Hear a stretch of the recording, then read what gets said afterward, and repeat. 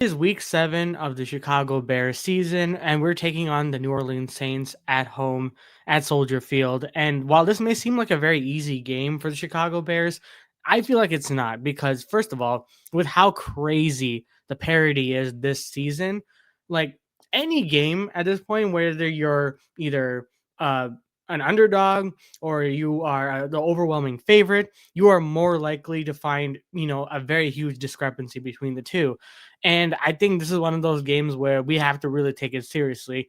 Otherwise, things can go really bad for us. And we're on a 3-game winning streak. So it's on the line as well. What is up, guys? Welcome back to So Back Sports, and we're so back with another video. And today we're going to be doing my weekly preview of the Chicago Bears season. But before we get into today's video, please don't forget to like and subscribe to the channel. It really means a lot. It really helps me create content like this for you guys. So feel free to subscribe.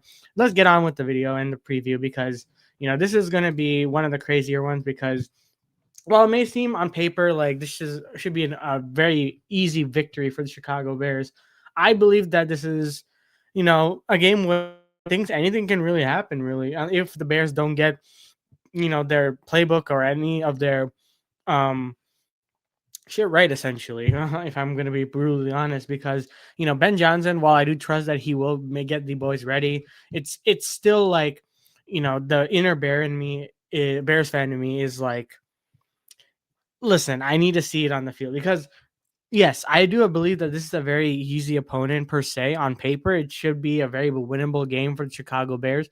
But you got to take into effect that, you're coming off a 3-game winning streak. This team is absolutely hungry for more victories because their only victory this season was against the New York Giants, who, by the way, took down the Philadelphia Eagles, which, to be fair, you can maybe make the argument saying that if Eagles aren't necessarily a very hard team to beat now, but they're still the reigning Super Bowl champions at the end of the day. So that's something that you have to really take into account because with how, like I said, the parity, any team can win. It's like this season is the definition of any given Sunday. And the Chicago Bears, while, we have 2 games in a row where we won 25-24. So we had chances to lose those 2 games if we didn't play, our cards right at the end of the day, at the end of the game, and things didn't really go our way. But we are a team that does fight. We are a team that claws back and tries to get a victory out of the jaws of defeat. Like, that's something that the Bears have trying to build a culture around, and that's what Ben Johnson continuously says. Whether it's post game, whether it's in the press conferences, he constantly mentions that as well. We'll get into the offense and the defense in a bit, but let's show the injury report because okay, that's not the injury report. The injury report because it is pretty interesting because you do have a lot of players coming back. Um, it was a big scare when it was DeAndre Swift was a little bit hurt, banged up, but he seems to be questionable. Um, Grady Jarrett is also questionable. I doubt he's going to be playing. But what sucks is that Cairo Santos is out for a second game in a row, which means Jake Moody is going to be taking the kicking roles for the Chicago Bears this game. And while, yes, we said a lot about Jake Moody early on when we signed him and whatnot, but, he proved us wrong in that Commanders game. Hats off to him. He had himself a game. But the question still remains in my mind. Can he replicate and can he continue this streak of good luck when it comes to kicking? Because that's a big question that we also have to answer. Because while Cairo Santos can kick far, and it's been a big question mark when it comes to this kicking team, it's a thing of consistency for Jake Moody. And while he is starting to make a home for himself in Chicago, he is still the backup. He is here for just taking the role for Cairo Santos in the meantime while he's out. So that is something that I am kind of a little bit queasy about because it's like, can he put these games back to back and have good performance after good performance? Yes, I understand that he had a block kick the other day, but at the same time, it was also like the way the special teams was run. And, it was a bad kick. You got to say that, you got to be really honest with ourselves. So at the end of the day, I'm a little bit nervous about that, but I really am excited about one player, and that is our boy Austin Booker coming back because Austin Booker, we haven't had a chance to see him so far. We've got Kyler Gordon back recently in the last game. He was a little bit rusty, so we'll expect a little bit of rust from Austin. And we'll see him in his second year as a Chicago Bear because we saw a lot of how the good things that he did in the preseason, getting to the quarterback. And we need a lot of help when it comes to the defensive line in this core because generating pressure is something that the Chicago Bears have had numerous chances to do.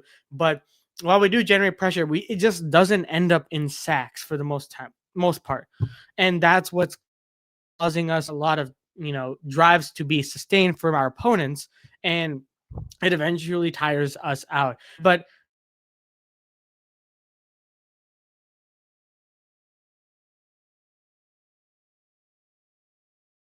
this really depends on, can we get a pass rush going, because we can generate more turnovers if we do just that, genuinely do just that. And with this game specifically, we have a chance where we're going up against a relatively okay offensive line, and Book can get that pressure and help Montez Sweat on the other side, because Montez Sweat has been actually doing pretty decent from the stats, and the sacks might not be there, but you know statistically, generating pressure, forced fumble and whatnot, that is there. And Montez Sweat has been doing a good job. I just need to see more out of him. And Austin Booker coming back is going to be very, very huge. Jonah Jackson's also full practice and full participant, so he's going to be ready.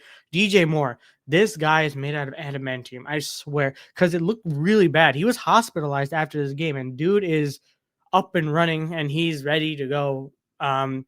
And which I would have not mind if DJ Moore sat out this game, because I would have preferred him to be fully healthy going this game, because we do have Luther Burden as our wide receiver 3, and he could take the wide receiver 2 role in DJ plays, and it's against the Saints, so it could be a good game for Luther to get more reps for the wide receiver position. But then again, it's, if DJ's healthy, you got to play him at that point. Let's take a look at the game itself, because that's another thing as well. Because you know, again, we're the overwhelming favorites, but at the same time, the Bears offense. Let's start with that. Offense has to come out like swinging. We have to come out swinging. We have to create sustained drives. The run game last game was beautiful. And the thing is, as the addition of Theo Benedict at left tackle has been a great change for Ben Johnson, because as soon as he's been installed in there, the run game is smooth sailing. It's been great. And the thing is, Caleb also has to play better. Yes, he did enough. He did great for what it's worth, and especially at against the Commanders.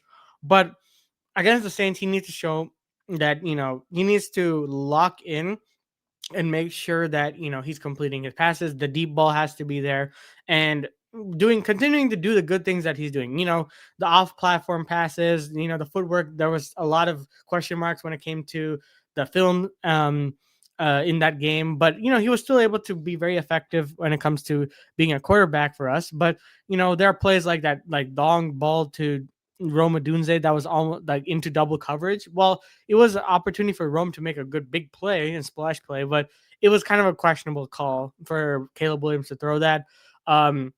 There are a couple of passes in that Commanders game that were nearly picked off as well. So as long as Caleb cleans up his passing and kind of takes the check downs like he has been, makes the middle, sees the middle of the field really well, and continues to go in that trajectory, I think he will have himself a great game, because the Saints defense overall hasn't been looking too great.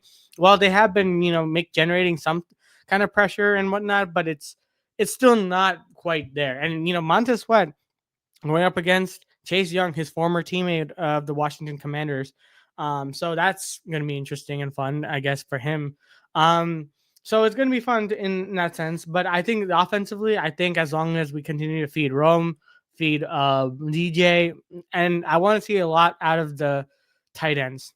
Like, genuinely want to see a lot of the tight ends. I want to see Cole Kmet get involved. I want to see Colston Loveland get involved, because it's already week 7.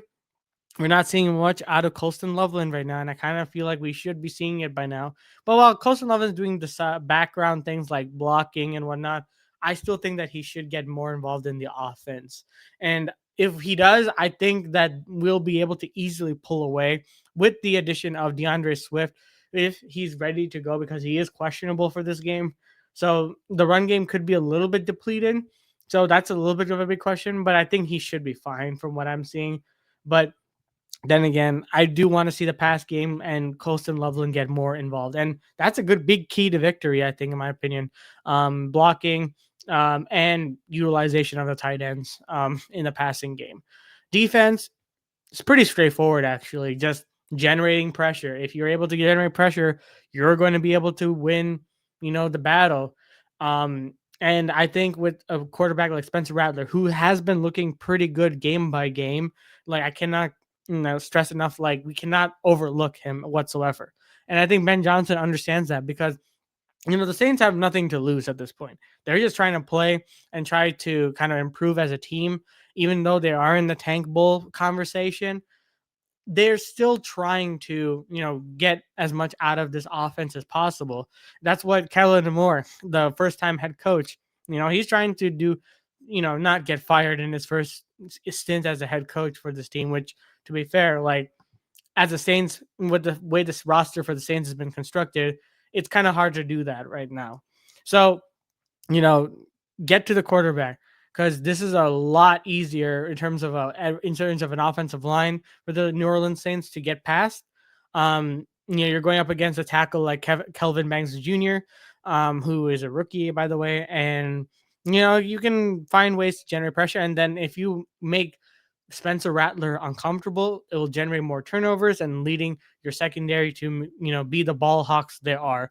If we get to generate pressure, imagine the more interception that we can get with Jaquan Brisker, with Kyler Gordon, with Tyreek Stevenson as well. Even Kevin Byard can get involved, like he's been, excuse me, for the last couple of games. So defensively, I think, Dennis Allen has to get the blitz packages ready. Genuinely have to. And it's also, if you think about it, a Dennis Allen revenge game. He's coming in. He got fired from the New Orleans Saints, and now he's coming back at home facing his team that he got fired by.